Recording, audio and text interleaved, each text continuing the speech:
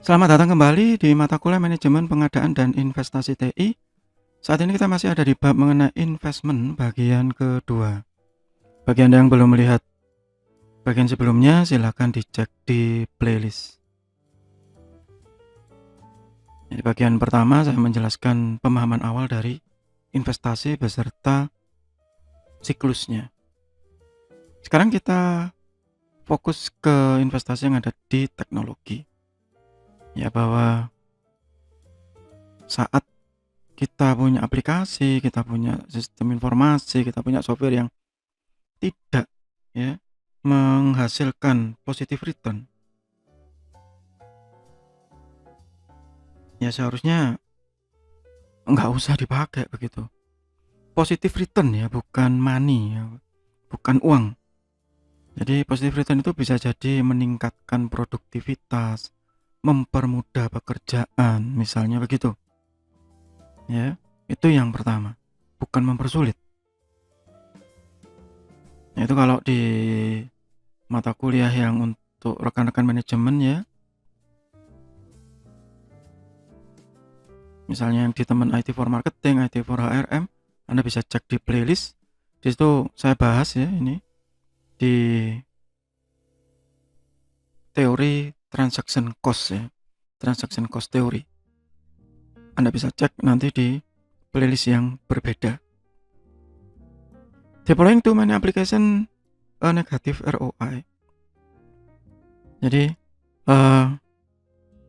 apa ya? Kalau saya bilang serakah gitu, kebanyakan. Dan apa? Mencari kambing hitam. Enggak Pak, aplikasi ini enggak jalan karena si A itu begitu, karena si B itu begitu. Nah itu ya, itu yang banyak terjadi. Apalagi kalau di pemerintahan ya, yang saya masih heran itu ya, tiap ganti pimpinan ya, wali kota, jangan presiden, sampai di level wali kota, bupati aja ganti pimpinan, ganti sistem gitu. Ada proyek baru, nah begitu itu hal yang umum ya. Bagi rekan-rekan IT ya itu menguntungkan sih. Tapi pada akhirnya juga nggak ada ROI-nya begitu. Sehingga sistem itu selalu dianggap sebagai hal yang negatif. Apa yang jadi faktor supaya sukses? Nah, gitu, breadth ya, jangkauan. How many people will application affect? Ya, repeatability. Ini sering dipakai atau tidak? Berulang maksudnya. Ini aplikasi ini hanya dipakai 3 bulan sekali. Nah, begitu. Jadi 3 bulan sekali usernya cuma 10. Nah, beda misalnya e-filing begitu ya, untuk pajak misal. Dipakai setahun sekali misalnya. Tapi yang pakai puluhan juta. Nah, misalnya begitu, beda. Ya. Biaya. Apakah betul biaya yang dikeluarkan sepadan? Jadi tugas yang digantikan itu memang sepadan. Misalnya tadi e-filing. Apa yang digantikan oleh e-filing tadi? Ya banyak. Petugas loket, kertas, segala macam. Ya, akhirnya meningkatkan sumber pendapatan negara dari pajak. Berarti cost-nya sudah sesuai. ROI iya dong. Misalnya untuk sistem itu kita mengeluarkan biaya misalkan 5 miliar. Tetapi peningkatan pajak setelah itu diterapkan itu bisa mencapai misalnya 5 triliun, ya pastilah itu memenuhi ya. Collaboration.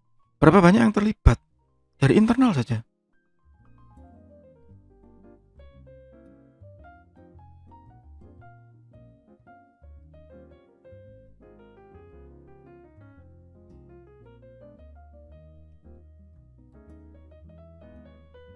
Dan yang terakhir knowledge.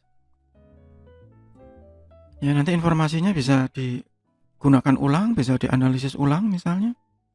Begitu. Nah, di dalam ilmu IT secara umum ada namanya hukum Moore atau Moore Laws. Secara umum Moore Laws ini pokoknya harga hardware ya dibandingkan spesifikasinya itu tambah lama tambah turun. Dan meskipun ini sudah diciptakan sejak tahun 60-an begitu, ini berlaku kok sampai sekarang secara umum ya. Ya misalnya kalau ini kan contohnya transistor, saya contohkan komputer aja lah. Mulai dari zaman saya dahulu kala begitu ya, komputer XT, AT, Pentium, sampai ke i7 dan seterusnya. Misalnya sekarang ini saja, nggak usah jauh-jauh ke Pentium. Anda mencari yang Celeron saja, berapa harganya? Itu tambah lama kan tambah turun. Atau yang mungkin lebih ekstrim ya, handphone, smartphone ya. Saat ini, yang Android biasanya begitu, yang Android, yang menggunakan Android 4, berapa harganya? Wah ya drastis. Padahal Android 4 itu tahun berapa? Sudah 20 tahun? Belum sampai. 10 tahun mungkin. Tapi harganya akan turun sangat-sangat drastis. Dan seakan-akan setiap tahun itu spesifikasi meningkatnya sangat pesat ya. Nah itu termasuk dalam hukum Moore. Wah berarti kalau kita beli laptop pak, beli sekarang mahal, kita nunggu tahun depan ya. Kalau nunggu ya nggak beli-beli lah gitu. Ya kalau apalagi untuk kepentingan perusahaan, kebutuhannya kapan? Tapi yang pasti ada penyusutan. Nah itu yang harus dipikirkan dengan menggunakan Moore Laws ini. Di bagi Anda yang dari akuntansi terutama, atau manajemen keuangan ya, ini harus dipertimbangkan dalam menyusun proses penyusutan.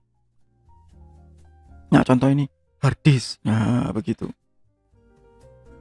Flash disk, nah begitu. Saya masih ingat ya, saya pertama kali beli flash disk masih ada barangnya sampai sekarang. Itu saya membeli 512 mega. Yang waktu itu sudah lumayan ya, 300-an kalau nggak salah. Karena saya memang butuh, ya beli. Itu tahun berapa ya? Sekitar mungkin 2004-2003 mungkin ya. Iya, 2004 mungkin ya, 2004 mau 2005. Bayangkan sekarang flash disk yang 8 giga aja seperti nggak ada harganya ya. 20-30 ribu gitu, 20 ribu aja sudah banyak ya. Sekarang pun misalnya, siapa yang masih menggunakan CD-ROM? Nah itu ada pak, iya ada tapi jarang. CD-ROM cuma berapa kapasitasnya? Oh kalau gitu kita naikkan DVD-ROM, iya paling 4 giga lah dibandingkan flash disk. Yang 8 giga aja sudah segitu ya, hampir sama loh harganya. Dan memang begitu, hard disk pun juga sama kapasitasnya. Misalnya hard disk eksternal gitu ya, 1 tera sudah 700-600 pun sudah ada saat video ini dibuat. Padahal dulu berapa harganya? Ya, nah itu yang harus diperhitungkan. Sehingga untuk teknologi ya, investasi di bidang teknologi itu kita punya fase yang berbeda. Yang pertama ada fase 1, kita mengidentifikasi dan mengkategorikan. Nah, ini secara praktek akan sangat berbeda. Kenapa berbeda ya? Tergantung dari kebutuhan, tergantung dari organisasi itu, tipenya seperti apa. Apakah dia menyatakan bahwa teknologi itu backbone, tulang punggungnya. Jadi misalnya perbankan ya itu lain ya, dengan misalnya distributor beda. Kemudian lari ke fase 2, quantify. Harus ada survei, kemudian apa benefitnya ya, dikonfirmasi value-nya, diprediksi. Ini harus melibatkan orang yang dalam tanda kutip objektif dan expert. Baru kemudian kita pikirkan apa hasilnya. Nah, perbankan misalnya menentukan untuk ATM, ini harusnya pakai apa, koneksinya pakai apa, perangkatnya pakai apa. Nah begitu.